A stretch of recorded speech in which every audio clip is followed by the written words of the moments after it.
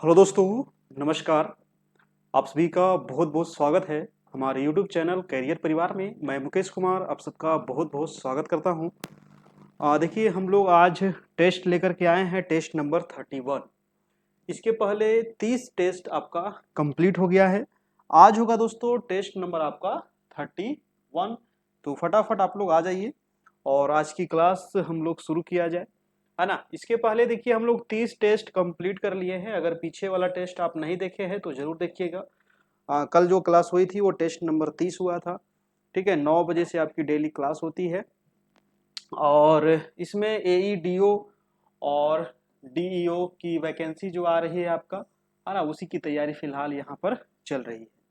और ये BPSC के द्वारा जो एग्ज़ाम होगी उसी के पैटर्न के आधार पर आपका अभी फिलहाल समान अध्ययन और समान विज्ञान की क्लास हो रही है।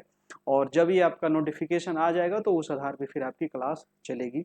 ठीक है, तो इसमें डेली जो आपका क्लास हो रहा है दोस्तों, इसका PDF भी आपको मिल जाएगा हमारे व्हाट्सएप पर। ये नंबर आपको दिया गया है 7857824310, जहाँ से आप हमारे व्हाट्सएप से जुड़ सकते हैं। वहाँ पर सभी मटेरियल आपको मिल जाएगा। पीछे जितना भी क्लास हुआ है उसका PDF है, वीडियो है ना। तो चलिए दोस्तों, आज का क्लास शुरू कर दे हैं हम लोग। बहुत इंपॉर्टेंट क्लास है, सभी लोग आ जाइए। और बिल्कुल तैयारी चल रही है यहाँ पर। प्रखंड शिक्षा विकास पदाधिकारी, है ना, डेली लाइव यहाँ पर चल रहा है आपका। सभी सब्जेक्ट का नोट्स MCQ यहाँ पर दिया जाएगा आप लोग को। और बिल्कुल अभी इसमें 399 मात्र चार्ज है ना। सिर्फ अभी इसमें जो चार्ज है वो ओनली 399 चार्ज है। उसके बाद आपको सारे मटेरियल इसमें मिल जाएंगे, है ना। ये एक बार आपको सिर्फ 399 का लगेगा, उसमें कोई मंथली चार्ज नहीं इसमें, है ना। कैसे आपको पे करना है, तो ये ऑनलाइन आपको पे करना होगा। ये नंबर आपको दिया गया है 7857824310, जहाँ से आपको पूरा मटेरियल आपको मिलेगा। जो भी पे करेंगे तो इस नंबर पे व्हाट्सएप जरूर कर दीजिएगा, है ना, क्योंकि व्हाट्सएप करने के बाद ही पता चलेगा कि आपने पे किया कि नहीं। उसके बाद आपको ऐड कर दिया जाएगा ग्रुप में और आपको सारे मटेरियल दे दिए जाएंगे। चलिए शुरू करते हैं आज की क्लास। सभी लोग आ जाइए, वीडियो को थोड़ा लाइक कर दीजिएगा, है ना। 9 बज गई है, 9 बजे से आपकी डेली क्लास होती है। फटाफट आ जाइए सभी लोग, दिखाई दे रहा है। चलिए दी, देखिए पहला सवाल क्या कह रहा है ना, बताइएगा सब लोग। सभी लोग जवाब देते चलिए। पहला सवाल है कि वेतन निधि सिद्धांत का प्रतिपादन किनके द्वारा किया गया था। जी हाँ, वेतन निधि सिद्धांत का प्रतिपादन किनके द्वारा किया गया था।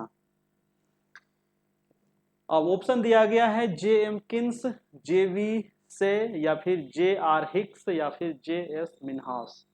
क्या होगा दोस्तों पहला का आंसर?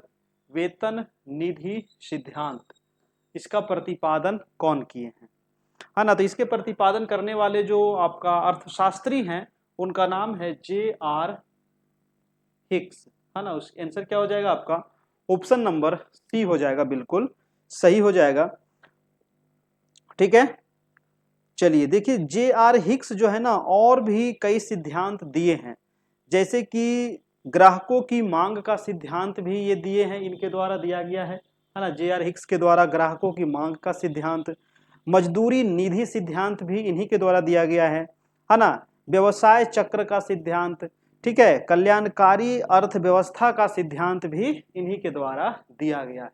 तो कुछ जो महत्वपूर्ण सिद्धांत है वो आप ध्यान रखिएगा, है ना। वेतन निधि का सिद्धांत भी J.R. हिक्स के द्वारा दिया गया है। तो पहला का आंसर आपका C हो जाएगा।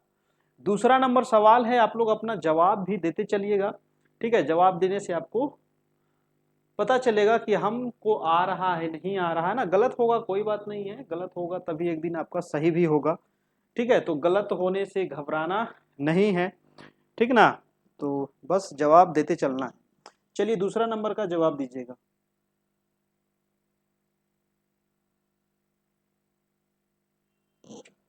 दूसरा नंबर प्रश्न है कि कीमत प्रक्रिया किसकी एक विशेषता है ना। कीमत प्रक्रिया किसकी विशेषता है? ऑप्शन है पूंजीवादी अर्थव्यवस्था, समाजवादी अर्थव्यवस्था, मिश्रित अर्थव्यवस्था, यानी इनमें से कोई नहीं, है ना। क्या होगा दोस्तों?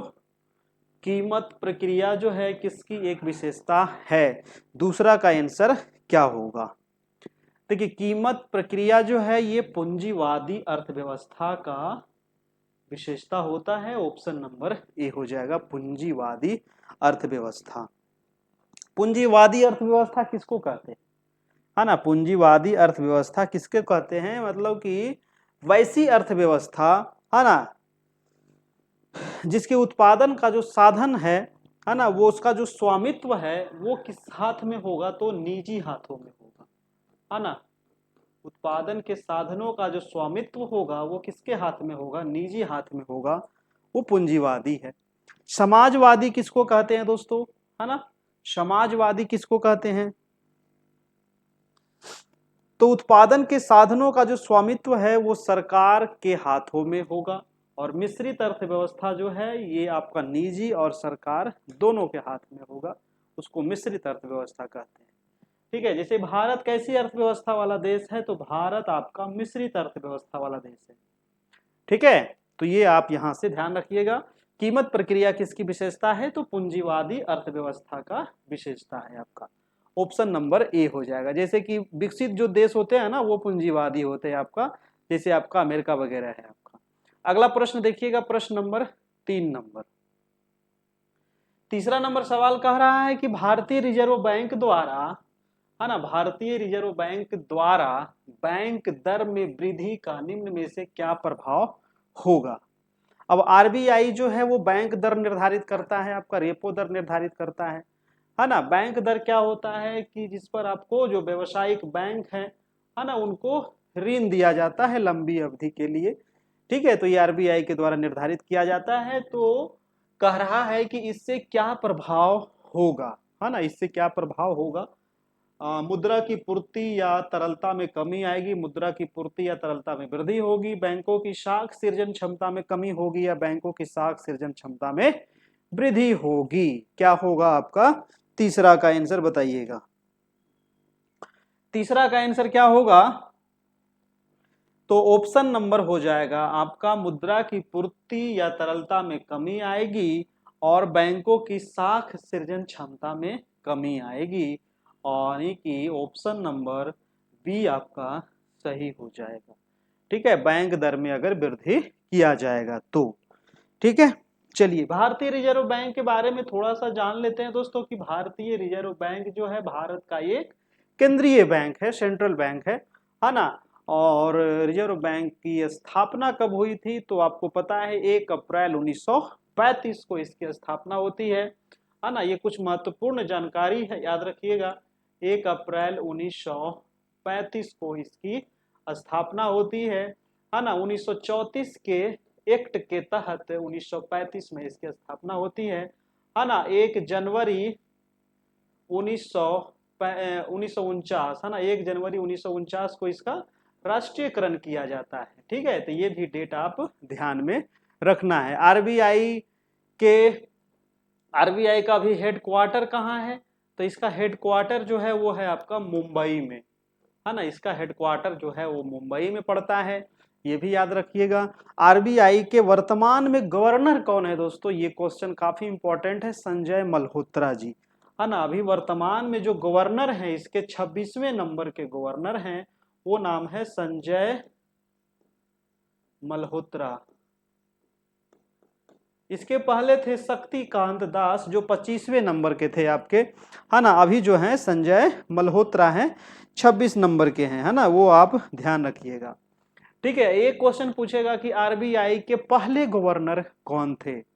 ठीक है, पहले गवर्नर कौन थे आरबीआई के? तो ओसवर्ण स्मिथ थे पहले गवर्नर, जो आजादी के पहले आपका जो 1935 में आपका गवर्नर बने होंगे, ओसवर्ण स्मिथ। लेकिन अगर क्वेश्चन पूछता कि पहले भारतीय गवर्नर कौन है, तो सीडी देशमुख हैं पहले भारतीय गवर्नर। ये आपको याद रखना है, क्योंकि आरबीआई से संबंधित कई बार क्वेश्चन आपको घुमा घुमा के पूछेगा, तो आपको ये चीज ध्यान रखना है। चलिए अगला प्रश्न है आपका 4 नंबर सवाल कह रहा है कि चैलेंजर गर्त का संबंध किस महासागर से है? चैलेंजर गर्त। अब देखिए गर्त क्या होता है? तो गर्त मतलब वैसा स्थान जो क्या हो, समुद्र का सबसे गहरा भाग हो, है ना। समुद्र का जो सबसे गहरा, उसको कहते हैं गर्त, है ना। गर्त मतलब गड्ढा, है कि नहीं। तो समुद्र में तो सब जगह बराबर नहीं है, समुद्र में कहीं पहाड़ भी है, कहीं मैदान भी है, कहीं पे गड्ढा वाला क्षेत्र है, कहीं ऊंचा है, कहीं नीचा है कि नहीं। तो ये चैलेंजर जो गर्त है दोस्तों, है ना, सबसे गड्ढा वाला जो भाग है ये कहाँ है, ये पड़ता है आपको प्रशांत महासागर। ठीक है, ये कहाँ है, प्रशांत महासागर का जो सबसे गहरा है वो मेरियाना ट्रेंच जिसको कहा जाता है, मेरियाना गर्त। मेरियाना गर्त का ही जो सबसे गहरा डीपेस्ट जो पॉइंट है उसको कहते हैं चैलेंजर गर्त। वो आप ध्यान रखिएगा, ये है प्रशांत महासागर में, है ना, याद रखना है आपको। ठीक है, चलिए अगर आपसे पूछता कि हिंद महासागर जो है ना, हिंद महासागर जो है इसका सबसे गहरा जो भाग है उसको क्या कहते हैं, कौन सा गर्त है हिंद महासागर का। नाम सुने होंगे सुंडा गर्त, है ना, नाम सुने होंगे सुंडा गर्त। ठीक है, तो सुंडा जो गर्त है ये हिंद महासागर का सबसे गहरा बिंदु है, याद रखना है। अगर पूछता आपसे कि अटलांटिक महासागर जो है हमारा, है ना, अटलांटिक महासागर है, इसका सबसे गहरा बिंदु क्या नाम है, तो इसका नाम है प्यूर्टो रिको ट्रेंच, है ना, प्यूर्टो रिको ट्रेंच। ये है आपको अटलांटिक महासागर का सबसे गहरा बिंदु, है ना। पूछता है एग्जाम में, ये आपको ध्यान रखना है। मेरियाना वाला कई बार पूछता है आपको, चैलेंजर या मेरियाना गर्त दोनों एक ही है ना, उसी का सबसे गहरा जो भाग है उसको चैलेंजर गर्त आपको बोला जाता है आपका। ठीक है, चलिए तो ये हो गया 4 नंबर प्रश्न। अगला है 5 नंबर प्रश्न। 5 नंबर सवाल कह रहा है कि भारत के किस प्रकार के चट्टानों में सर्वाधिक हीरा पाया जाता है ना, सर्वाधिक हीरा। आपको भी हीरा पसंद होगा, है कि नहीं। चलिए तो सर्वाधिक हीरा कहाँ पाया जाएगा भाई, धारवाड़ के चट्टान में, विंध्य के, या फिर अरावली, या फिर उपयुक्त में से कोई नहीं। भारत में हीरा कहाँ पाया जाता है, भारत में हीरा मिलने वाला एक ही जगह है, वो है आपको हीरा पन्ना ज्वेलर्स। नाम सुने होंगे ना, पन्ना। तो पन्ना कहाँ है, पन्ना है दोस्तों आपको मध्य प्रदेश में। ठीक है, और मध्य प्रदेश में कौन सा पहाड़ यहाँ पर दिख रहा है, तो वो है विंध्य, है ना, वो है विंध्य। आपका ऑप्शन नंबर बी हो जाएगा। थोड़ा सा कॉमन सेंस लगाइएगा, आंसर निकल जाएगा विंध्य, है ना। तो भारत में किस प्रकार के चट्टान में सर्वाधिक हीरा है, तो विंध्य की जो पहाड़ियां हैं वहां पर सबसे अधिक यहाँ पर हीरा मिलता है आपका। धारवाड़ में क्या मिलता है, धारवाड़ में मिलता है सोना, है ना। भारत में सोने की खान कहाँ है, तो ये कर्नाटक में है, केजीएफ मूवी देखे होंगे। ठीक है, तो ये तो है आपका धारवाड़, ये कर्नाटक में है आपका। अरावली के बारे में आप जानते होंगे कि अरावली जो पर्वत है ये क्या है, विश्व की सबसे प्राचीन पर्वत श्रृंखला है ना, अरावली पर्वत। ठीक है, सबसे प्राचीन है। ये कैसी पर्वत है, तो ये वलित है, लेकिन अभी वर्तमान में ये अवशिष्ट पर्वत हो गई है। ठीक है, ये पूरा टूट फूट कर अब छोटा हो गई, इसीलिए इसको अवशिष्ट पर्वत कहते हैं। ठीक है, तो इसका हमारा आंसर हो जाएगा ऑप्शन नंबर बी हो जाएगा। अगला प्रश्न है आपका 6 नंबर। 6 नंबर सवाल कह रहा है कि वरना तथा मूसी किसकी सहायक नदी है ना। ये नदी है वरना नदी और मूसी नदी, किसकी सहायक नदी है। सहायक नदी किसको कहते हैं, अब जैसे मानते हैं ये कोई बड़ी नदी बह रही है, इसमें छोटी छोटी बहुत सारी नदियां आकर के मिलती है, तो ये छोटी नदी जो है क्या है, बड़ी नदी की सहायक नदी है ना, उसको सहायता कर रही है आगे बढ़ने में, है कि नहीं, तो इसको कहते हैं सहायक नदी। ठीक है, तो ये मूसी किसकी सहायक नदी है और वरना किसकी सहायक नदी है। 6 का क्या हो जाएगा आपका, तो वो हो जाएगा कृष्णा नदी। किसकी सहायक दोस्तों, वो हो जाएगा कृष्णा नदी। अब देखिए कृष्णा नदी की अगर बात करें तो कृष्णा नदी कहाँ बह रही है, ये है आपका महाराष्ट्र, है ना, ये महाराष्ट्र है। महाराष्ट्र से देखिए एक तो आपका गोदावरी नदी, दक्षिण भारत की सबसे लंबी नदी गोदावरी नदी है ना। ये गोदावरी नदी आपको बह गई, गोदावरी कहाँ से निकलती है, तो गोदावरी नदी निकलती है नासिक जिला से। नासिक में एक जगह है त्रियंबकेश्वर, है ना, वहीं से निकलती है आपको गोदावरी। और गोदावरी के अलावा कृष्णा नदी जो है वो दोस्तों ये भी आपको महाराष्ट्र से ही निकलती है, महाबलेश्वर से, है ना, कृष्णा निकलती है महाबलेश्वर से और ये भी बंगाल की खाड़ी में गिर जाती है। ठीक है, तो ये आपको ध्यान रखना है ना, कृष्णा भी महाबलेश्वर से निकलती है और इसी की सहायक है आपको ये मूसी और वरना। इसके अलावा और भी सहायक है कृष्णा की, कृष्णा नदी की और भी तुंगभद्रा है ना, बहुत सारी नदियां हैं जो कृष्णा की सहायक है। कावेरी की थोड़ा सा बात कर ले, कावेरी ये भी दक्षिण भारत की महत्वपूर्ण नदी है कावेरी। कावेरी नदी निकलती है कर्नाटक से, यहाँ देखिए आपको कर्नाटक मिलेगा, है ना, और कर्नाटक में एक पहाड़ी है कुर्ग, कुर्ग या ब्रह्मगिरी, यहीं से निकलती है और ये भी बंगाल की खाड़ी में गिर करके डेल्टा का निर्माण करती है कावेरी नदी। नर्मदा की अगर बात करें दोस्तों तो ये नर्मदा क्या है, बहुत महत्वपूर्ण है। यहाँ से भर भर के क्वेश्चन एग्जाम में जरूर पूछता है कि प्रायद्वीपीय भारत की वो कौन सी सबसे लंबी नदी है जो पश्चिम दिशा में बहती है, वो है आपको नर्मदा नदी। ठीक है, पश्चिम दिशा में बहने वाली सबसे लंबी नदी ये है नर्मदा नदी। कहाँ से निकलती है ये, तो ये निकलती है आपको ये मध्य प्रदेश से, मध्य प्रदेश के अमरकंटक से, है ना। मध्य प्रदेश में एक जगह है अमरकंटक, वहीं से निकलती है और ये आपको पश्चिम दिशा में बहती है और गुजरात के पास खंभात की खाड़ी में गिर जाती है ना। और ये डेल्टा का निर्माण नहीं करती है, ये ज्वारनद मुख का निर्माण करती है। ये आपको याद रखना है। क्यों ज्वारनद मुख का निर्माण करती है, क्योंकि ये भ्रंश घाटी से होकर के बहती है ना। जो भी नदियां भ्रंश घाटी से होकर के बहेगी वो डेल्टा का निर्माण नहीं करती है। तो ये नर्मदा के बारे में आप जान गए। उसके बाद ये तापी नदी है दोस्तों, ये भी पश्चिम दिशा में बहती है। सबसे लंबी नदी पश्चिम दिशा में बहने वाली नर्मदा नदी, और दूसरी सबसे लंबी नदी जो पश्चिम दिशा में बहती है वो है तापी नदी। तापी नदी भी निकलती है आपको मध्य प्रदेश से ही, है ना, मध्य प्रदेश से ही ये भी निकलती है। तापी नदी मध्य प्रदेश के मुल्ताई से निकलती है आपका, ठीक है, मुल्ताई जगह है वहीं से निकलती है ये भी आपको तापी नदी। और ये भी आपको खंभात की खाड़ी के पास जाकर के गिरती है और ये भी डेल्टा का निर्माण नहीं करती है, क्योंकि ये नदी भी आपको भ्रंश घाटी से होकर के बहती है। ठीक है, चलिए तो ये हो गया आपका। अगला प्रश्न है आपका 7 नंबर, है ना। 7 नंबर सवाल क्या कह रहा है कि सिगार घाटी निम्न में से किस हिमालय का भाग है।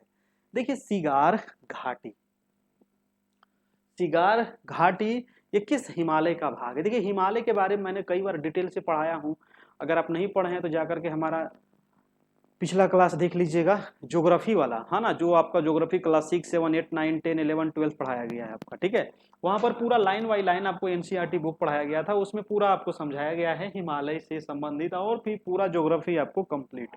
ठीक है, तो ये सिगार घाटी जो है दोस्तों, मैं हिमालय के बारे में थोड़ा सा समझा दूं कि जो हमारा हिमालय है ना, ये 3 श्रेणी है आपका हिमालय का, है ना। और हिमालय का ये 3 श्रेणी जो है, ये सिगार घाटी उसमें नहीं आता है। ये किस में आता है, तो ये ट्रांस हिमालय में आता है। आप नाम सुने होंगे, ट्रांस हिमालय क्या है, ये हिमालय का भाग नहीं है ट्रांस हिमालय। ठीक है, जब हिमालय बना था तो उससे पहले ट्रांस हिमालय बन चुका था, है ना। हिमालय क्या है, हिमालय अभी भी, हिमालय की उत्पत्ति मतलब अभी भी हिमालय धीरे धीरे क्या हो रहा है, ऊंचा हो रहा है। ठीक है, अभी भी इसकी ऊंचाई बढ़ रही है। ठीक है, तो उससे पहले ये ट्रांस हिमालय का निर्माण हो चुका था और ये ट्रांस हिमालय में ही यहाँ पर है आपको ट्रांस हिमालय। ठीक है, जो आप काराकोरम के नाम से जानते होंगे, उसी को ट्रांस हिमालय भी कहा जाता है। काराकोरम जो पर्वत श्रेणी है वो हिमालय से पहले उसका निर्माण हो चुका था। जहां आज हिमालय है वहां पर पहले क्या था, टेथिज सागर था, है ना। वो पूरा मैं डिटेल से पढ़ाया हूँ, वो आप देख सकते हैं। ठीक है, तो पूरा कहानी है। तो याद रखिएगा सिगार घाटी जो पड़ता है वो ट्रांस हिमालय में है आपका। शिवालिक क्या है दोस्तों, तो ये हिमालय का सबसे दक्षिणी हिमालय है ना। हिमालय का जो आपका सबसे ये वाला जो भाग है इसको शिवालिक हिमालय कहते हैं। बृहद हिमालय सबसे जो उत्तर वाला हिमालय है इसको बृहद हिमालय कहते हैं, या फिर इसको महान हिमालय कहते हैं, है कि नहीं, या फिर इसको हिमाद्री हिमालय भी कहा जाता है ना। बहुत सारे नाम है इसका, ये आप ध्यान रखिएगा। चलिए अगला प्रश्न देखते हैं आपका 8 नंबर। भारत का नियाग्रा किस जलप्रपात को कहा जाता है। भारत का नियाग्रा, नियाग्रा जलप्रपात का नाम सुने होंगे आप लोग, बहुत फेमस जलप्रपात है नियाग्रा, इसीलिए उसको नाम दिया गया है भारत का नियाग्रा। और भारत का नियाग्रा किसको कहते हैं, बताइएगा आंसर क्या होगा 8 का। बहुत मजेदार सवाल है। तो चित्रकूट जो जलप्रपात है आपका, है ना, चित्रकूट जो जलप्रपात है इसको कहते हैं भारत का नियाग्रा, है ना। अब चित्रकूट कहाँ है, चित्रकूट बहुत सारे लोग घूमने गए होंगे। चित्रकूट ये वर्तमान में है आपको छत्तीसगढ़, है ना, वर्तमान में कहाँ है, ये छत्तीसगढ़ में पड़ता है चित्रकूट, ये ध्यान रखिएगा। इसको कहते हैं भारत का नियाग्रा। बिहार जलप्रपात कहाँ है, कल ही बताए थे, बिहार जलप्रपात जो है ये राजस्थान में पड़ता है। ठीक है, चलिए जोग जलप्रपात बहुत इंपॉर्टेंट है, जोग या गरसोप्पा जलप्रपात, है ना, ये है कर्नाटक में। ठीक है, ये कर्नाटक में है आपका जो गरसोप्पा जलप्रपात। ठीक है, चलिए नेक्स्ट प्रश्न है आपका दूध सागर, एक और है आपका दूध सागर। दूध सागर कहाँ है, किन्हीं को पता है कि दूध सागर जलप्रपात कहाँ है। तो ये दूध सागर जो दिख रहा है ना, ये गोवा में है ना। गोवा आपका सबसे छोटा है क्षेत्रफल के हिसाब से, सबसे छोटा राज्य आपका गोवा ही है, और वही है आपको दूध सागर। अगला है 9 नंबर सवाल, ग्रेट सैंडी मरुस्थल किस देश में। बहुत इंपॉर्टेंट सवाल है, ग्रेट सैंडी, देखिए जैसे ही ग्रेट दिखे आपको, है ना, ग्रेट दिखे आंख बंद करके ऑस्ट्रेलिया मार दीजिएगा, ठीक है, क्योंकि ग्रेट सैंडी वहीं पर है ना। ग्रेट नाम का और भी मरुस्थल आपको कहाँ मिलेगा, तो ऑस्ट्रेलिया मिलेगा। ग्रेट सैंडी है, ग्रेट विक्टोरिया है, ये सारे मरुस्थल आपको ऑस्ट्रेलिया में दिखेगा। तो ग्रेट सैंडी जो मरुस्थल है ये है आपको ऑस्ट्रेलिया। ऑस्ट्रेलिया जो देश है ना दोस्तों, एक देश भी है और एक महादेश भी है ना, ऐसा महादेश जो देश भी है ना, और महादेश भी है ऑस्ट्रेलिया, ठीक है। तो ऑस्ट्रेलिया याद रखिए। ऑस्ट्रेलिया में और भी मरुस्थल है, जैसे कि आपको एक लिटिल सैंडी है ना, लिटिल सैंडी, ग्रेट सैंडी, और एक आपका ग्रेट विक्टोरिया मरुस्थल, गिब्सन मरुस्थल वहीं पर है, सिम्पसन मरुस्थल भी वहीं पर है आपको ऑस्ट्रेलिया में है। सिम्पसन है, गिब्सन है, ग्रेट विक्टोरिया है, ग्रेट सैंडी है ना, लिटिल सैंडी है, ये सारे मरुस्थल आपको ऑस्ट्रेलिया में। ऑस्ट्रेलिया जो है ना बहुत कम जनसंख्या है ना, ऑस्ट्रेलिया पूरा जो क्षेत्रफल है लगभग उसका मरुस्थल ही है दोस्तों, है ना, सिर्फ जो तटीय जो कुछ क्षेत्र है जहां पर जनसंख्या पाई जाती है, ठीक है। चलिए अगला प्रश्न है आपका 10 नंबर। वीडियो को थोड़ा सा आप लोग लाइक भी कर दीजिएगा, है ना, इतना मेहनत आप सभी के लिए करते हैं, है कि नहीं। चलिए, और जो लोग अभी तक ग्रुप में नहीं जुड़े हैं तो हमारे ग्रुप में भी जुड़ जाइएगा। हमारा नंबर है 7857824310। ये आपका व्हाट्सएप नंबर है जहां आप हमारे यहाँ जुड़ सकते हैं। इसमें अभी जुड़ने के लिए मात्र 399 चार्ज है, ये ऑफर में, फिर जब वैकेंसी आएगी तो ये बढ़ जाएगा आपका, ठीक है। फोन पे, गूगल पे, किसी भी माध्यम से आप इस पे करके आप हमारे यहाँ जुड़ सकते हैं, इसी नंबर पे मैसेज करके। चलिए अगला प्रश्न देखते हैं कि बिहार में कितने कृषि जलवायु क्षेत्र है। बिहार में कितने कृषि जलवायु क्षेत्र है। ये सारे सवाल आपको बीपीएससी आधारित आपको ये सवाल है और इसी आधार पर आपको एग्जाम में पूछा जाएगा, ठीक है। चलिए, तो बिहार में कितने जलवायु क्षेत्र पाए जाते हैं दोस्तों, तो ये 4। बिहार में कितने जलवायु क्षेत्र हैं, 4 हैं। और ये 4 कौन कौन से हैं ये भी मैं थोड़ा सा यहाँ पर नोट करवा दूं। उत्तर पश्चिम, है ना, सबसे पहले याद रखिएगा उत्तर पश्चिम जलवायु क्षेत्र हो जाएगा, फिर उत्तर पूर्वी वाला हो जाएगा, है ना, मानते हैं आपका ये बिहार है ना, ये बिहार का नक्शा थोड़ा सा मैं कर दूं, है ना, तो ये बिहार है आपका। उत्तर पश्चिम, तो उत्तर ये है, दक्षिण है, इधर पूरब है और इधर पश्चिम है, तो उत्तर पश्चिम। अब उत्तर पश्चिम वाला ये वाला हिस्सा हो जाएगा, है ना, उत्तर पश्चिम। उसके बाद उत्तर पूर्व हो जाएगा, उत्तर पूर्व वाला हिस्सा हो जाएगा, फिर दक्षिण पूर्व हो जाएगा, फिर दक्षिण पूर्व हो जाएगा ये वाला हिस्सा, फिर दक्षिण पश्चिम हो जाएगा। तो ये 4 भागों में आपको भारत की कृषि जलवायु को बांटा गया है, ध्यान रखिएगा। चलिए अगला प्रश्न देखते हैं, 10 नंबर हो गया। 11 नंबर सवाल देखते हैं। भारत का प्रधानमंत्री, जी हाँ, भारत के प्रधानमंत्री कौन है, सबको पता है ना, कौन है भारत के प्रधानमंत्री, तो पूछने की जरूरत नहीं है, सबको मालूम है कि भारत के प्रधानमंत्री कौन है। चलिए, भारत के प्रधानमंत्री क्या होते हैं दोस्तों, चयनित होते हैं, मनोनीत होते हैं, निर्वाचित होते हैं या नियुक्त होते हैं। बहुत बढ़िया प्रश्न है, इस प्रकार के सवाल आपको पूछा गया है एग्जाम में, है ना, तो ध्यान रखना है। इसका आंसर जो हो जाएगा वो हो जाएगा नियुक्त होते हैं, ठीक है। भारत के जो प्रधानमंत्री हैं ये नियुक्त होते हैं राष्ट्रपति के द्वारा, है ना। चलिए, इसका आंसर हो जाएगा डी नंबर। अगला सवाल है आपका कि जवाहरलाल नेहरू ने निम्न में से किस अधिनियम को गुलामी की दास्ता की संज्ञा दी थी। जवाहरलाल नेहरू ने, है ना, जवाहरलाल नेहरू ने किस अधिनियम को गुलामी की दास्ता, है ना, गुलामी की दास्ता की संज्ञा दिए थे। भारत शासन अधिनियम 1858, भारत शासन अधिनियम 1919, भारत शासन अधिनियम 1935 या फिर उपयुक्त कोई नहीं। थोड़ा सा कॉमन सेंस भी अगर आप लगाते हैं तो ये क्वेश्चन आपका सही हो जाएगा, है ना। जवाहरलाल नेहरू के बारे में कह रहा है कि गुलामी की दास्ता की संज्ञा जो दिए थे दोस्तों वो भारत शासन अधिनियम 1935 को दिए थे आपका। जब हमारा देश गुलाम था तो इसी आधार पर आपका शासन चलता था आपका, है ना। और जो भारत का जब संविधान बना, ठीक है, तो जो भारत शासन अधिनियम 1935 है इसमें से बहुत सारी चीज को हूबहू उठा करके रख लिया गया है हमारे संविधान में, और बहुत सारे अन्य देशों से भी बहुत सारी चीजों को हमारे संविधान में जोड़ा गया है, ठीक है। तो इसका आंसर हो जाएगा आपका सी नंबर। अगला सवाल देखते हैं, सवाल नंबर है आपका 13। संविधान के निर्माण के लिए गठित संविधान सभा का प्रतीक चिन्ह क्या था। देखिए, हमारा जो संविधान है हाँ ना, जब संविधान निर्माण किया गया तो इसका एक प्रतीक चिन्ह निर्धारित किया गया, और वो प्रतीक चिन्ह क्या है दोस्तों? गुलाब है, कमल है, हाथी है या तिरंगा है?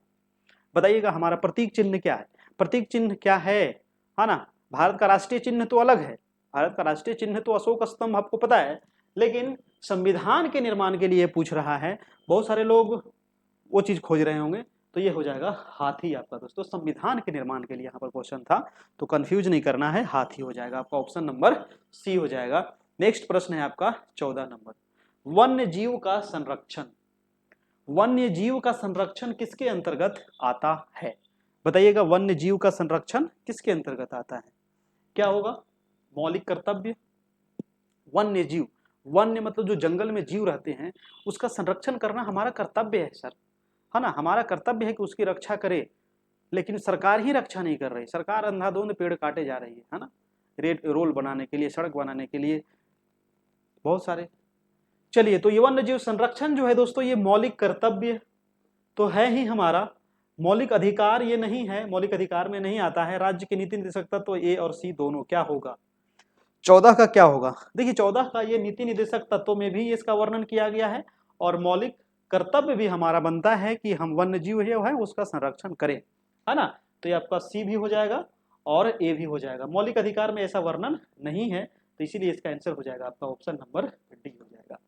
ठीक है, चलिए अगला प्रश्न देखते हैं। प्रश्न नंबर हो जाएगा 15, फटाफट आ जाइए। 15 नंबर सवाल है, कल्याणकारी राज्य का क्या उद्देश्य है? कल्याणकारी राज्य की अवधारणा।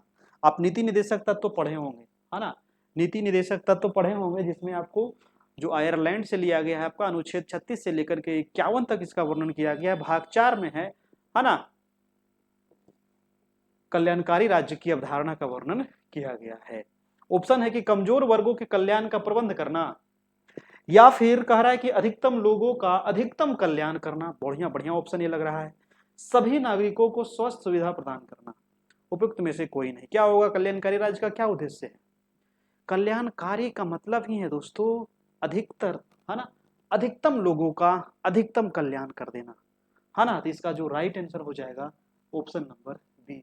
सिर्फ कमजोर वर्ग को कल्याण क्यों करना है? सबको करना है ना, सिर्फ स्वास्थ्य पर ही कल्याण क्यों करना है? सब चीज को देखना है ना।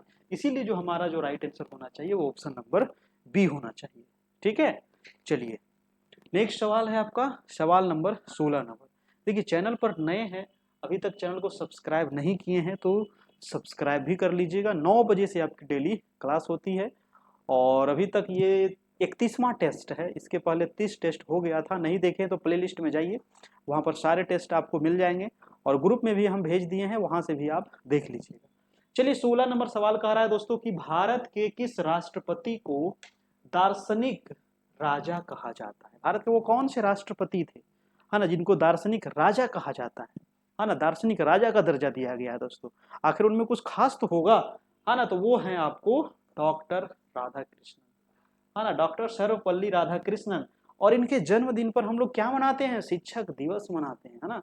हम लोग सभी शिक्षक 5 सितंबर को इनके जन्मदिन पर शिक्षक दिवस मनाते हैं, और इनको दोस्तों दार्शनिक राजा की उपाधि इनको दिया गया है। याद रखिएगा ऑप्शन नंबर सी हो जाएगा। और डॉक्टर सर्वपल्ली जो राधाकृष्णन थे, ये भारत के प्रथम उपराष्ट्रपति भी थे, है ना, और ये दूसरे राष्ट्रपति बने हैं और प्रथम उपराष्ट्रपति भी थे, ये आपको ध्यान रखना है। प्रथम मुस्लिम राष्ट्रपति कौन थे भारत के? तो वो थे जाकिर हुसैन, प्रथम मुस्लिम राष्ट्रपति। और ये तीसरे राष्ट्रपति थे। प्रथम तो राजेंद्र प्रसाद थे, दूसरे राधाकृष्णन हुए, और तीसरे जो हुए वो जाकिर हुसैन हुए, है ना, याद रखिएगा। चलिए अगला प्रश्न है आपका प्रश्न नंबर 17 नंबर। 17 नंबर सवाल है दोस्तों कि भारतीय संविधान के किस अनुच्छेद में पंचायती राज संस्था का प्रावधान है? देखिए भारतीय संविधान में, हमारा संविधान जो है विश्व का सबसे बड़ा संविधान, लिखित संविधान, है ना, और इसमें सभी बिंदु सभी वर्गों को इसमें शामिल किया गया है, कोई भी बिंदु इसमें छोड़ा नहीं गया है। चलिए, तो यह क्वेश्चन कह रहा है कि पंचायती राज संस्था का वर्णन कहाँ है? तो पंचायती राज संस्था का वर्णन है अनुच्छेद 40। आपको जवाब देते चलना है ना, ऑप्शन देखिए, फटाफट अपना जवाब देते चलिए, बी सी डी जो भी होगा, है ना, कमेंट करते चलिए। ठीक है, तो इसका जो आंसर हो जाएगा ऑप्शन नंबर सी हो जाएगा, पंचायती राज। तो ये जो आता है आपका अनुच्छेद 40 से नीति निर्देशक में आता है, 36 से 51 के बीच में है आपका। ठीक है, चलिए अगला प्रश्न देख लेते हैं। और अगर आप बात करें अनुच्छेद 36 की, चलिए 36 में क्या है ये भी बता दूं। तो राज्य को परिभाषित, है ना, अनुच्छेद 36 क्या कहता है दोस्तों, तो अनुच्छेद 36 जो है ये राज्य को परिभाषित करता है। अनुच्छेद 38 क्या कहता है, अनुच्छेद 38 जो है ना ये सामाजिक न्याय और कल्याण की बातें करती है।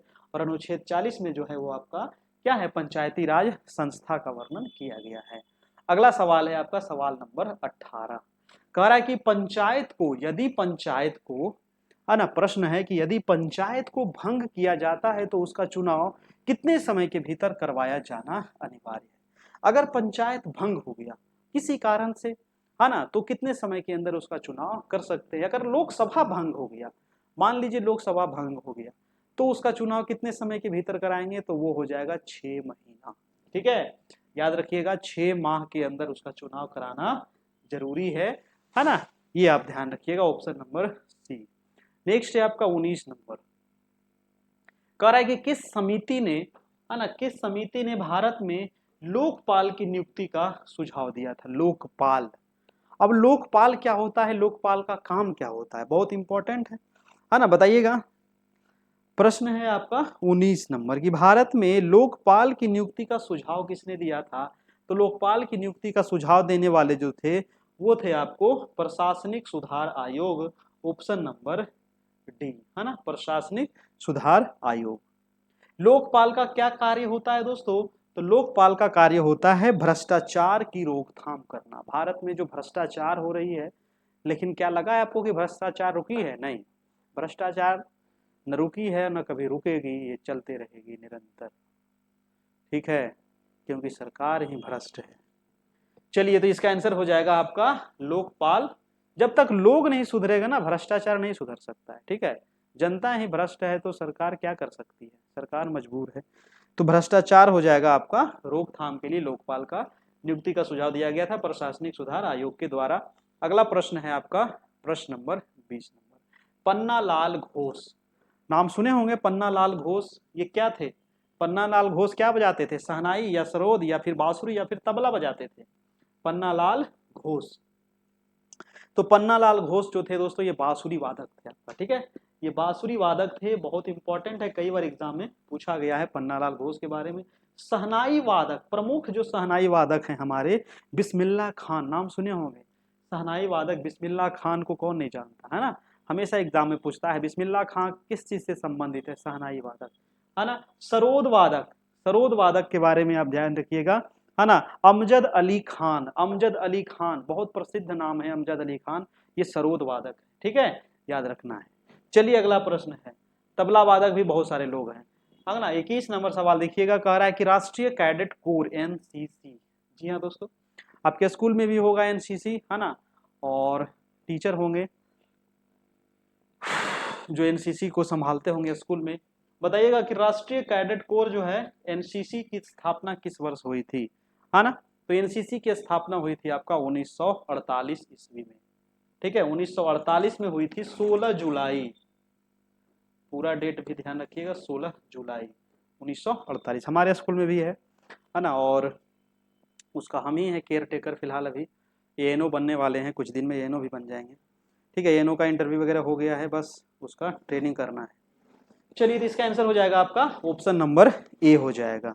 नेक्स्ट सवाल है आपका 22 नंबर कि 1990 में HTML का आविष्कार किसने किया था। HTML का फुल फॉर्म क्या होता है, हाइपर टेक्स्ट मार्कअप लैंग्वेज, है ना। तो 1990 में HTML का आविष्कार किसने किया था, क्या होगा 22 का, 22 का आंसर क्या हो जाएगा, टिम बर्नर्स ली, है ना, टिम बर्नर्स ली के द्वारा किया गया था HTML hyper text markup language, इसका फुल फॉर्म भी पूछा जाता है, याद रखना है। अगला प्रश्न है आपका 23 नंबर, संयुक्त राष्ट्र संघ के किस अंग को दुनिया का पुलिस मैन कहा जाता है ना, बहुत इंपॉर्टेंट सवाल है ना, संयुक्त राष्ट्र, इसके बारे में कुछ सवाल है इंपॉर्टेंट जो पूछता है एग्जाम में हमेशा संयुक्त राष्ट्र के बारे में, है ना। संयुक्त राष्ट्र की स्थापना कब हुई, मुख्यालय कहाँ है, कितने सदस्य हैं, है ना, कितने इसके अंग हैं, है ना, ये सारे सवाल आपको याद रखना है।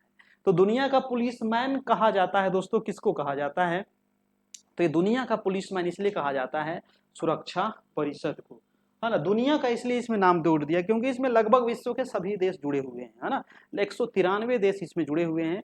तो लगभग सारे देश इसमें जुड़े हुए हैं संयुक्त राष्ट्र में, इसीलिए इसको दुनिया का आपको पुलिस मैन कहा जाता है। संयुक्त राष्ट्र की स्थापना कब हुई थी? तो इसकी स्थापना होती है 24 अक्टूबर 1945 को, है ना, 24 अक्टूबर 1945। इसका मुख्यालय कहाँ है? तो न्यूयॉर्क, है ना, इसका मुख्यालय याद रखिएगा न्यूयॉर्क में इसका मुख्यालय है। इसमें अभी सदस्य देशों की संख्या है 193, है ना, ये आप ध्यान रखिएगा। चलिए, और इसके अंग कितने हैं, है ना, तो इसके 6 अंग हैं।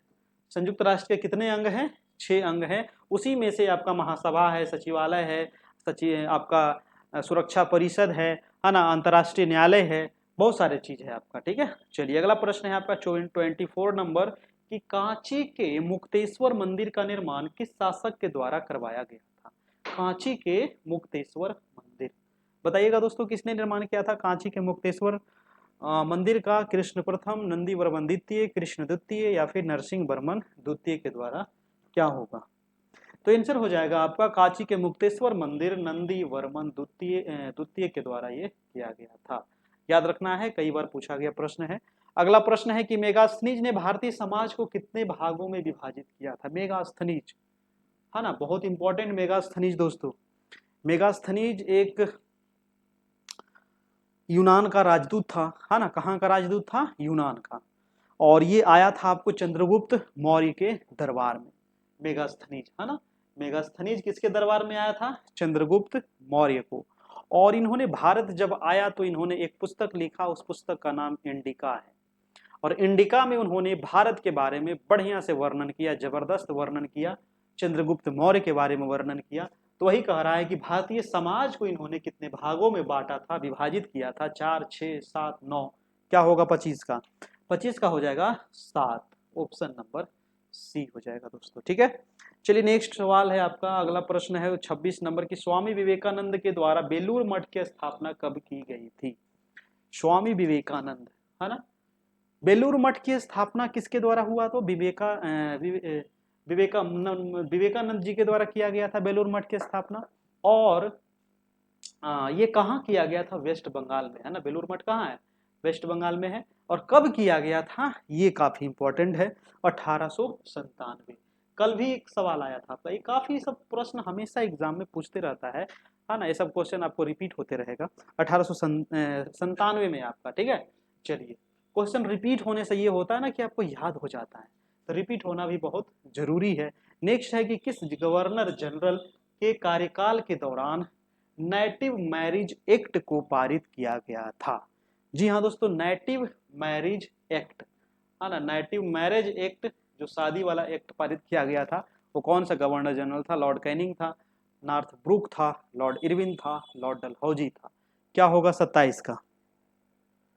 27 का हो जाएगा आपका option number Lord Northbrook. 1872 में ये आपका पारित किया गया था, है ना, नेटिव मैरिज एक्ट। ठीक है, ऑप्शन नंबर बी। अगला सवाल है आपका 29 नंबर कि विजयनगर साम्राज्य पर शासन करने वाला शासकों का क्रम बताइए। विजयनगर साम्राज्य जो है ये आपका दक्षिण भारत का जबरदस्त साम्राज्य था, बहुत बड़ा साम्राज्य था। कृष्णदेव राय का ये साम्राज्य है विजयनगर साम्राज्य, वहां के राजा यही थे। तो है ना, कह रहा है कि विजयनगर साम्राज्य का शासन करने वाला शासक का यहाँ पर क्रम बताइएगा क्या होगा, है ना। तो सबसे पहले इसमें हो जाएगा संगम, फिर हो जाएगा तुलुब, फिर हो जाएगा सुलुब, फिर तुलुब, उसके बाद अरावेडु वंश, है ना। तो ये सारे वंश है, आप ध्यान रखिएगा विजयनगर साम्राज्य के। चलिए अगला प्रश्न है आपका 30 नंबर, निम्नलिखित विद्रोह तथा प्रभावित क्षेत्रों में किसका मिलान सही नहीं है?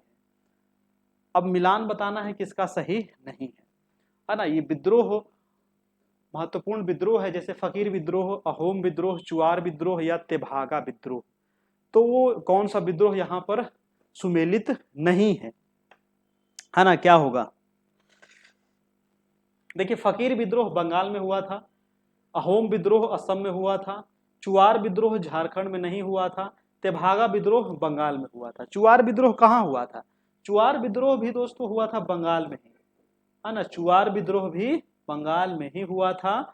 और ये कब हुआ था? तो 1771 में हुआ था। ठीक है, चुआर विद्रोह, ये सारे विद्रोह आप याद रखिएगा, फकीर विद्रोह बंगाल में, अहोम विद्रोह असम में, चुआर विद्रोह बंगाल में, और तेभागा विद्रोह भी बंगाल में हुआ था। ये मिलाने के लिए, या फिर कभी सिंगल भी आपको पूछ सकता है कि ये विद्रोह कहाँ हुआ था। अगला सवाल है आपका 31 नंबर। 31 नंबर सवाल है कि किस सिख गुरु ने गुरुमुखी लिपि आरंभ किया था। जी हाँ दोस्तों, वो कौन से सिख गुरु थे, है ना। टोटल सिख गुरुओं की संख्या हमारे 10 हैं, है ना। तो गुरुमुखी लिपि किसने शुरू किया था? गुरु नानक, गुरु अंगद, गुरु अमरदास या गुरु अर्जुन देव? क्या होगा 31 का, है ना। 31 का हो जाएगा गुरु अंगद ने, है ना। गुरु अंगद के द्वारा शुरू किया गया था दोस्तों गुरुमुखी लिपि। जैसे आपको देवनागरी लिपि है कि नहीं, तो देवनागरी लिपि हम लोग हिंदी कौन सी लिपि है? देवनागरी। उसी प्रकार से जो आपका जो ये है, तो ये गुरुमुखी लिपि है। गुरु अंगद क्या थे? तो ये पहले गुरु थे आपके, है ना। और गुरु अमरदास ये तीसरे गुरु थे, और गुरु अंगद जो थे ये दूसरे गुरु थे। गुरु अर्जुन देव ये 5वें गुरु थे। 10वें गुरु कौन थे? गुरु गोविंद सिंह। 10वें गुरु कौन थे? गुरु गोविंद सिंह, जिन्होंने खालसा पंथ की स्थापना किए थे। याद रखिएगा, गुरु गोविंद सिंह का जन्म अपना पटना बिहार में हुआ था। ठीक है, चलिए अगला प्रश्न है आपका 32 नंबर। 32 नंबर सवाल कह रहा है कि UNDP, United Nation Development Programme, है ना। यूएनडीपी का फुल फॉर्म क्या होता है? United Nation Development Programme. UNDP ने अपनी पहली मानव विकास रिपोर्ट किस वर्ष प्रकाशित की थी? 1985, 1990, 1991 या फिर 1995? तो यूएनडीपी ने कब की थी दोस्तों? तो आंसर हो जाएगा 1990 ने पहली बार इन्होंने मानव विकास रिपोर्ट को प्रकाशित किया था। एक सवाल पूछेगा कि यूएनडीपी इसकी स्थापना कब हुई थी यूएनडीपी की? तो यूएनडीपी की स्थापना हुई थी 22 नवंबर 1965 को, है ना। 22 नवंबर 1965 को इसकी स्थापना होती है। इसका मुख्यालय यानी कि हेडक्वार्टर इसका याद रखिएगा न्यूयॉर्क, है ना। इसका हेडक्वार्टर कहाँ है? तो इसका भी हेडक्वार्टर जो है वो न्यूयॉर्क ही है ना। यूएनडीपी का यूनाइटेड नेशन डेवलपमेंट प्रोग्राम। ठीक है, चलिए नेक्स्ट सवाल है आपका, दी थर्ड पिलर पुस्तक के लेखक कौन है? बताइएगा, दी थर्ड पिलर पुस्तक के लेखक कौन है? ये जो लेखक है ना, ये भारत के गवर्नर भी रह चुके हैं आपका, एक अर्थशास्त्री हैं। दी थर्ड पिलर लेखक ये है रघुराम जी राजन, है ना। रघुराम जी राजन इसके लेखक हैं, दी थर्ड पिलर। और रघुराम राजन ये आरबीआई के गवर्नर भी रह चुके हैं, पूर्व गवर्नर हैं, है ना। और ये अर्थशास्त्री भी हैं, याद रखिए। ऑप्शन नंबर ये हो जाएगा। अगला सवाल है दोस्तों 34 नंबर, निम्नलिखित में से कौन पर्यावरण में शामिल है? अब पर्यावरण में कौन शामिल है? ये तो बहुत सिंपल सवाल है ना। पर्यावरण में तो बहुत सारा चीज शामिल है, भूमि, पौधे, पशु, सभी। क्या हो जाएगा? जब इसमें तो कुछ सोचना ही नहीं है। भूमि भी है पर्यावरण में हमारा, पौधा भी है ना, पशुएं भी है, उपयुक्त सभी हो जाएगा, है कि नहीं। चलिए नेक्स्ट सवाल है आपका 35 नंबर, आल्प्स पर्वत के विस्तृत क्षेत्र से संबंधित देश कौन से हैं? देखिए बहुत महत्वपूर्ण सवाल है आल्प्स पर्वत। ये क्वेश्चन आपका वर्ल्ड ज्योग्राफी से है, क्योंकि आल्प्स पर्वत कहाँ है? आल्प्स पर्वत जो है ना, ये है आपका यूरोप महादेश में। ठीक है, कहाँ है? यूरोप महादेश में है आल्प्स पर्वत। आल्प्स पर्वत वैसा पर्वत है दोस्तों जो 8 देश से घिरा हुआ है ना। मतलब 8 देश से ये सीमा बना रहा है ना। ये बहुत इंपॉर्टेंट है, 8 देश से सीमा, क्योंकि जो यूरोप में जो छोटे छोटे देश हैं, ज्यादा बड़ा बड़ा देश तो नहीं है, और ये सभी देशों से सीमा बनता है इसका आल्प्स पर्वत का। फ्रांस भेज से भी सीमा बन रहा है, जर्मनी से भी, स्विट्जरलैंड से भी, इसके अलावे मोनाको है, इटली है, आपका लिक्रेंस्टीन है, ऑस्ट्रिया है, स्लोवेनिया है। तो टोटल 8 देश से दोस्तों आपका सीमा बनता है आल्प्स पर्वत का। ठीक है, याद रखना है। चलिए इसका आंसर हो जाएगा आपका ऑप्शन नंबर क्या हो जाएगा? सभी हो जाएगा, ए और बी दोनों हो जाएगा आपका। ठीक है, 35 का डी हो जाएगा। जर्मनी से नहीं बनता है, जर्मनी को काट दीजिएगा, है ना। जर्मनी से नहीं बनता है, जर्मनी को हटा दीजिएगा। फ्रांस और स्विट्जरलैंड है, उसके अलावे जो हम नाम बताए अभी, मोनाको है, इटली है, ऑस्ट्रिया है, स्लोवेनिया है ना। ये सारे देश इसमें आते हैं। चलिए अगला प्रश्न है आपका, प्रश्न नंबर, दूध उदाहरण है। दूध किस चीज का उदाहरण है ना। कई बार एग्जाम में पूछता है, दूध जो हम लोग पीते हैं, ये विलियन नहीं है, फेन भी नहीं है, वायु वियल भी नहीं है, ये पायस का उदाहरण है। किसका उदाहरण है? दूध ये पायस का उदाहरण है, ठीक है, याद रखिएगा। चलिए अगला प्रश्न है आपका 37 नंबर की, एक्वा रेजिया निम्नलिखित में से किसे मिलाकर के बनाया जाता है एक्वा रेजिया? जी हाँ दोस्तों, ये साइंस के सवाल है, बताइएगा एक्वा रेजिया किससे बनता है? तो HCl प्लस HNO3 से मिलकर के बनता है aqua regia. Option number C हो जाएगा आपका। नेक्स्ट है शक्ति का मात्रक क्या होता है? ये तो काफी आसान है ना, ज्यादा आपके पास शक्ति है तो क्या करिएगा आप, वाट लगा दीजिएगा किसी का भी। तो शक्ति का मात्रक वाट है, ऑप्शन नंबर ए हो जाएगा, ठीक है। चलिए जूल किसका मात्रक है? ऊर्जा का है ना। नेक्स्ट सवाल है आपका 39 नंबर। 39 नंबर देखिए, प्रश्न थोड़ा बड़ा है, ध्यान से पढ़िएगा और इसका जवाब दीजिएगा। 39 नंबर कह रहा है, क्वेश्चन कह रहा है कि किस वनस्पति शास्त्री को वनस्पति वर्गीकरण की वनस्पति वर्गीकरण की व्यापक रूप से प्रयोग की जाने वाली प्राकृतिक प्रणालियों के आरंभिक सृजकों में से एक होने का श्रेय दिया जाता है? रॉबर्ट ब्राउन, अगस्त विल्हेम आइचलर को, या फिर जोसेफ डाल्टन हुकर को, या जोसेफ बैक्स को? क्या होगा 39 का सवाल का? 39 का आंसर हो जाएगा दोस्तों आपका अगस्त विल्हेम आइचलर को, है ना, ऑप्शन नंबर बी हो जाएगा। चलिए अगला प्रश्न है आपका कि डायनेमो एक युक्ति है जो परिवर्तित करता है। डायनेमो, है ना, डायनेमो लगा रहता है, आपको देखे होंगे मोटर वगैरह में, है ना। तो डायनेमो एक युक्ति है जो क्या परिवर्तित करता है? रासायनिक को विद्युत में, विद्युत को यांत्रिक में, यांत्रिक को विद्युत में, या विद्युत को रासायनिक में? क्या होगा डायनेमो? डायनेमो के बारे में ना कई बार एग्जाम में पूछा गया है, ठीक है। तो डायनेमो का काम है यांत्रिक ऊर्जा को विद्युत ऊर्जा में परिवर्तित करना। ऑप्शन नंबर हमारा हो जाएगा सी नंबर, ठीक है। और रासायनिक को विद्युत में कौन बदलता है? तो बैटरी, है ना, वो बैटरी हो जाएगा आपका। नेक्स्ट प्रश्न है आपका कि अभावजन्य रोग किसे कहते हैं? अभावजन्य, अभाव मतलब हो गया अभाव। अभाव जैसे शरीर में बहुत सारी चीजों की कमी होती है, सभी लोगों को पूरा खाना थोड़ी मिल पाता है। हमारे देश में अधिकतर लोग क्या है, गरीबी हैं, है कि नहीं? तो अभाव की वजह से वो ग्रसित हो जाते हैं।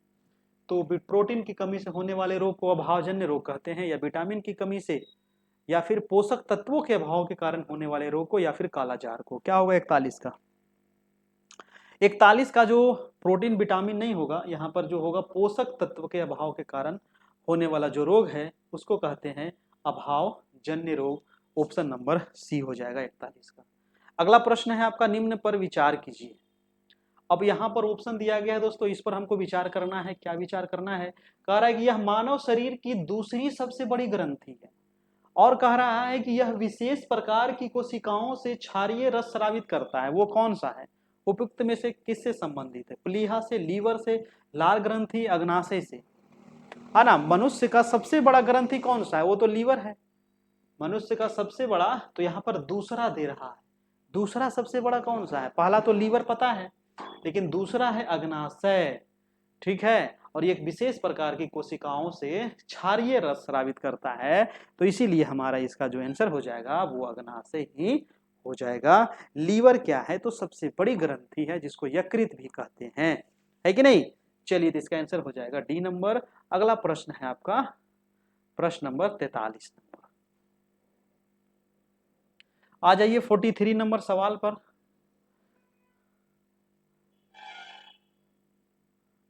अरे सवाल कहाँ गया भाई साहब? चलिए, निम्नलिखित में से कौन पारिस्थितिकी तंत्र का अजैविक घटक नहीं है? पारिस्थितिकी तंत्र का अजैविक घटक, क्वेश्चन पे थोड़ा सा गौर करिएगा। अजैविक घटक थोड़ा सा और है ना, भागिएगा नहीं, भागिएगा तो कब तक भागिएगा, है ना, भागते फिरिएगा, है ना। और ये बहुत बढ़िया मौका है आपको बीओ बनने का, है ना। तो बिल्कुल तैयारी करते रहिए, बीओ बन जाइएगा, टेंशन मत लीजिए, बस जितना कराते हैं उतना करते चलिए।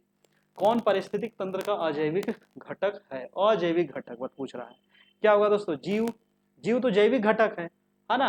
प्रकाश, मिट्टी, जल अजैविक घटक नहीं है। क्वेश्चन पे ध्यान दीजिए, अजैविक घटक नहीं है। तो जीव तो जैविक घटक है, तो यही हमारा आंसर हो जाएगा, है ना। जीव, जीव क्योंकि जैविक घटक है, बाकी ये जल है, प्रकाश है, मिट्टी, ये जैविक है नहीं, ये अजैविक है। तो अजैविक नहीं पूछ रहा था, अजैविक नहीं, जीव है ना। ऑप्शन नंबर ए हो जाएगा आपका। चलिए अगला प्रश्न है 44 नंबर।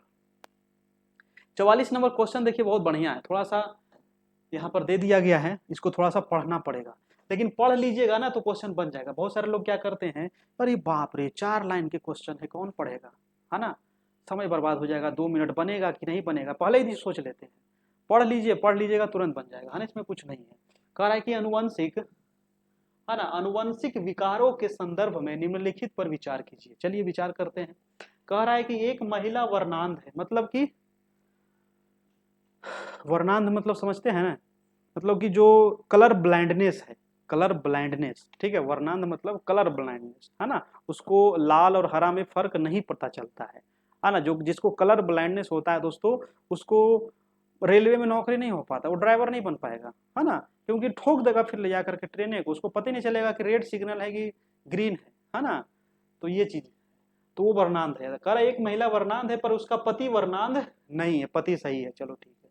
कह रहा है कि इसके एक पुत्र और एक पुत्री है, ठीक है।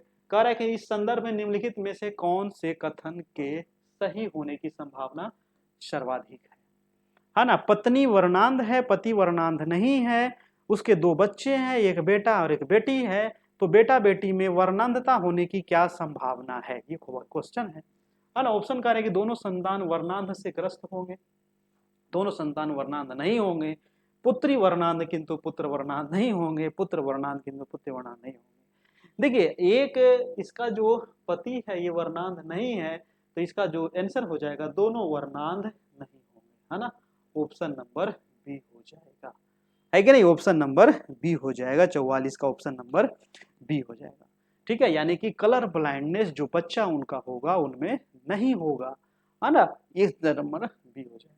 चलिए सर्वाधिक संभावना यही है ना, अगर थोड़ा वो संभावना है हो भी सकता है, लेकिन अधिकतर संभावना यही है कि वो कलर ब्लाइंडनेस नहीं रहेगा। अगला प्रश्न देखिएगा 45 नंबर में से कौन अन्य जीवों से भिन्न है, अन्य जीव से भिन्न कौन है, मकड़ी है, बिच्छू है, केकड़ा है, बरूथी है।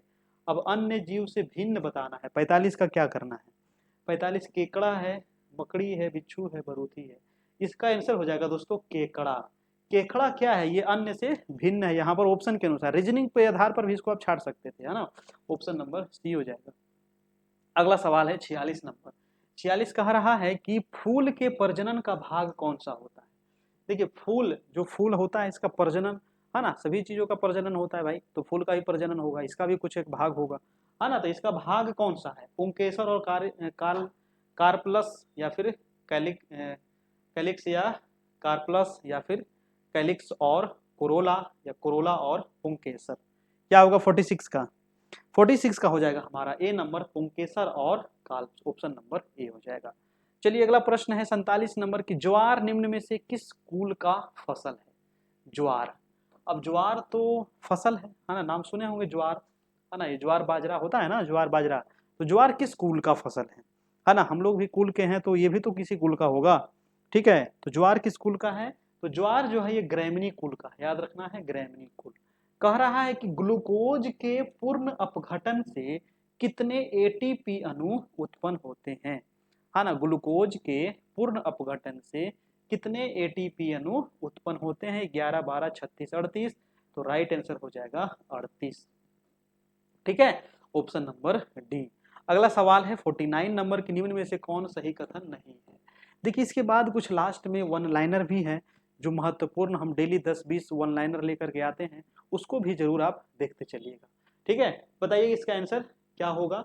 प्रश्न है दोस्तों कि निम्नलिखित में से कौन सा कथन सही नहीं है ना, टमाटर में लाल रंग का एक कारण लाइकोपीन होता है, टमाटर लाल होता है और इसका कारण क्या है, लाइकोपीन, बिल्कुल सही है, ये भी क्वेश्चन याद रखना है, टमाटर में लाइकोपीन पाया जाता है, कई बार एग्जाम में पूछता है। पपीते के पीले रंग का कारण सोलेनिन है, सेब के लाल रंग का कारण एंथेसाइनिन है, और लाल मिर्च के लाल होने का कारण कैप्सेसिन है। देखिए दोस्तों सी भी सही है और डी भी सही है, लेकिन ये वाला जो ऑप्शन दिया गया है पपीता का पीला रंग, पपीता खाया ना तो पपीता कैसा होता है, पक जाता है पूरा पीला हो जाता है, इसका पीला रंग होने का जो कारण है वो है कैरोटीनॉयड, है ना, कैरोटीनॉयड के वजह से ये पीला होता है, कैरोटीनॉयड लिगमेंट के वजह से ये पीला होता है आपका, ठीक है, तो इसका आंसर हो जाएगा बी नंबर, ये गलत है, बाकी ये सही है सब। 50 नंबर है कि सत्य फल होता है, सत्य फल कौन होता है? विकसित अंडाशय या विकसित बीजांड, निषेचित एवं विकसित अंडाशय या निषेचित एवं विकसित बीजांड। क्या होगा दोस्तों 50 का? सत्य फल जो होता है वो होता है निषेचित एवं विकसित अंडाशय। ऑप्शन नंबर सी हो जाएगा। चलिए, तो ये 50 महत्वपूर्ण सवाल हो गए। अब यहाँ पर कुछ जो प्रश्न है वो है आपका one liner, some important one liner geography. जी हाँ, ज्योग्राफी के कुछ महत्वपूर्ण सवाल है, इसको देख लेते हैं।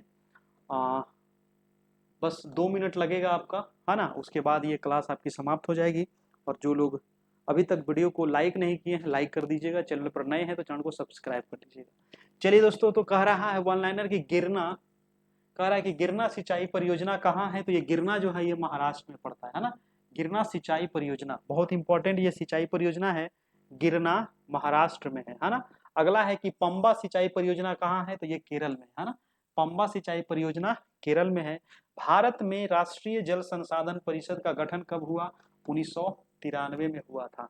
यही सब क्वेश्चन आपको एग्जाम में पूछेगा। देश में पहला लौह इस्पात कारखाना कब स्थापित हुआ? 1874 में, और ये पश्चिम बंगाल में हुआ था। पहला लौह इस्पात कारखाना याद रखना है। भिलाई इस्पात संयंत्र की स्थापना कब हुआ? जी हाँ दोस्तों, भिलाई इस्पात संयंत्र की स्थापना हुई थी 1955 में, और ये किसके सहयोग से हुआ था? रूस के सहयोग से हुआ था, याद रखना है। राउरकेला इस्पात संयंत्र जो है इसका स्थापना हुआ था 1959 में, और ये किसके सहयोग से? जर्मनी के सहयोग से। ये सहयोग वाला जो बात है ना, ये हमेशा एग्जाम में पूछेगा, है ना। तो ये भिलाई वाला याद रखिएगा, रूस, भिलाई रूस गया और राउरकेला जर्मनी। ठीक है, अगला है बोकारो। बोकारो स्टील प्लांट जो है दोस्तों, इसकी स्थापना होती है 1964 में। बोकारो स्टील प्लांट की स्थापना होती है 1964 में, और ये भी किसके सहयोग से? रूस के सहयोग से। जितने प्लांट है ना सब एक जगह आपको दे दिया गया है, और यहाँ से का सवाल आपको पूछ सकता है। स्टील अथॉरिटी ऑफ इंडिया की स्थापना होती है 1974 में। और अगला है कि भारत में एल्यूमिनियम का पहला कारखाना कहाँ खोला गया था? 1937 में। कब खोला गया था? है ना, भारत में एल्यूमिनियम का पहला कारखाना जो स्थापित हुआ 1937 में। सूती वस्त्रों की राजधानी किसको कहते हैं? सूती वस्त्र की राजधानी, तो ये कहा जाता है आपको मुंबई को, है ना, सूती वस्त्र की राजधानी। ठीक है, क्यों कहते हैं? क्योंकि सूती वस्त्र वहाँ बहुत अधिक मात्रा में होता है। कपास का उत्पादन वहाँ बहुत होता है, क्योंकि वहाँ काली मिट्टी है, इसकी वजह से वहाँ पर सूत का उत्पादन होता है। अगला जो है दोस्तों, गोल्डन फाइबर के नाम से जाना जाता है किसको? गोल्डन फाइबर किसको कहते हैं? तो जूट, है ना, जूट को कहा जाता है गोल्डन फाइबर। और जूट का उत्पादन भारत में सबसे अधिक कहाँ होता है? तो जूट होता है वेस्ट बंगाल में, है ना, याद रखिएगा, वेस्ट बंगाल में सबसे अधिक जूट होता है। नेक्स्ट सवाल है कि भारतीय जूट निगम की स्थापना कब हुई थी? भारतीय जूट निगम की स्थापना जो हुई थी वो हुई थी 1971 में, ध्यान रखना है।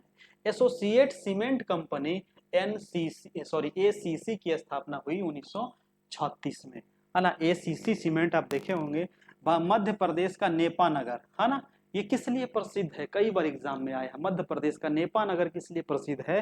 तो ये अखबारी कागज के लिए प्रसिद्ध है ना, अखबारी कागज के लिए प्रसिद्ध है। अगला है भारतीय उर्वरक निगम की स्थापना कब हुई? 1951 में हुई थी भारतीय उर्वरक निगम। और कुछ यहाँ पर महत्वपूर्ण दिए गए हैं, इसको देख लीजिएगा। प्रमुख उद्योग हैं और उसका स्थापना कब हुआ था ये आप ध्यान रखिएगा। सब एक जगह दे दिया गया है, जैसे कुटीर उद्योग बोर्ड ये हुआ 1948 में, केंद्रीय सिल्क बोर्ड 1949 में, भारतीय हथकरघा बोर्ड 1950 में, अखिल भारतीय खादी एवं ग्रामोद्योग बोर्ड 1954 में, लघु उद्योग बोर्ड 1954 में। ठीक है, और नेक्स्ट कुछ और सवाल है यहाँ पर कि भारत का सबसे लंबा राष्ट्रीय राजमार्ग कौन सा है? तो वर्तमान में याद रखिएगा NH-44, ये भारत का क्या है? सबसे लंबा राष्ट्रीय राजमार्ग, यानी कि NH है, नेशनल हाईवे है ना। और अगला है भारत का सबसे छोटा राष्ट्रीय राजमार्ग कौन सा है? वो है 47A। ये क्वेश्चन दोस्तों की एग्जाम में कई बार पूछता है ना। पहले था आपको NH-7, लेकिन वर्तमान में है NH-44 जो है सबसे लंबा राष्ट्रीय राजमार्ग है। नेक्स्ट है स्वर्णिम चतुर्भुज योजना के अंतर्गत राष्ट्रीय राजमार्ग की लंबाई कितनी है? स्वर्णिम चतुर्भुज योजना जो 4 महान जो शहर है ना, जो 4 महानगर है, मुंबई है, दिल्ली है, कोलकाता है और चेन्नई है, ये 4 महानगर को ये स्वर्णिम चतुर्भुज योजना जो जोड़ता है ना, इसकी लंबाई कितनी है? 5,846 किलोमीटर है। अगला है भारत माला परियोजना का संबंध किससे है? तो भारत माला परियोजना का संबंध है सड़क निर्माण से है ना। नेक्स्ट है कि सागर माला परियोजना का संबंध किससे है दोस्तों? तो ये है बंदरगाह विकास से। बंदरगाह जानते होंगे, बंदरगाह किसको कहते हैं? तो जहां पर जो पानी वाले जहाज होते हैं वो आकर के लगते हैं, फिर वहां से अपना सामान इधर उधर किया जाता है ना। तो ये आपका आज का क्लास रहा, कैसा लगा आप लोग बताइएगा। अच्छा लगा हो एक लाइक जरूर कर दीजिएगा, चैनल पर नए होंगे सब्सक्राइब कर लीजिएगा। ग्रुप में अभी तक नहीं जुड़े हैं तो फटाफट सब लोग जुड़ जाइए। अभी मात्र इसमें 399 चार्ज है, और फिर आपका जब वैकेंसी आ जाएगी तो इसका चार्ज फिर आपका बढ़ जाएगा, है ना। और इसमें ज्वाइन कैसे होना है? जो हमारा व्हाट्सएप ग्रुप है, ये नंबर है 7857824310, और इसमें आपको बस एक बार आपको 399 लगेगा, कोई मंथली नहीं लगेगा इसमें। ये नंबर है, आपको फ़ोन पे गूगल पे के माध्यम से इसमें आप पे कर सकते हैं, ठीक है। ऑनलाइन पे करके इसमें जुड़ना होगा, और जो भी पेमेंट करेंगे ना तो वो स्क्रीन शॉट ले लेंगे, ठीक है। पेमेंट का स्क्रीन शॉट हमें व्हाट्सएप कर दीजिएगा इस नंबर पे, ठीक है। ये वो हमारा ही है, और फिर इस पे आपको ऐड कर दिया जाएगा, पीछे का सारे मटेरियल आपको मिल जाएंगे, ठीक है। अब आगे जो भी क्लास होगा वो मिलते रहेगा, ठीक है। चलिए दोस्तों, तो कैसा लगा आप लोग बताइएगा। आज की क्लास इतना ही, है ना। चलिए, सेवा समाप्त हुई, और जो भी अगर कुछ डाउट हो तो हमें मैसेज कर सकते हैं नीचे, है ना। ये जो वीडियो है इसके नीचे अगर कुछ डाउट है कुछ, तो नीचे डाउट क्लियर कर दिया जाएगा, मैसेज कर सकते हैं, है ना। व्हाट्सएप पर भी मैसेज कर सकते हैं जो नंबर दिया गया है ना। चलिए, थैंक यू, धन्यवाद, गुड नाइट।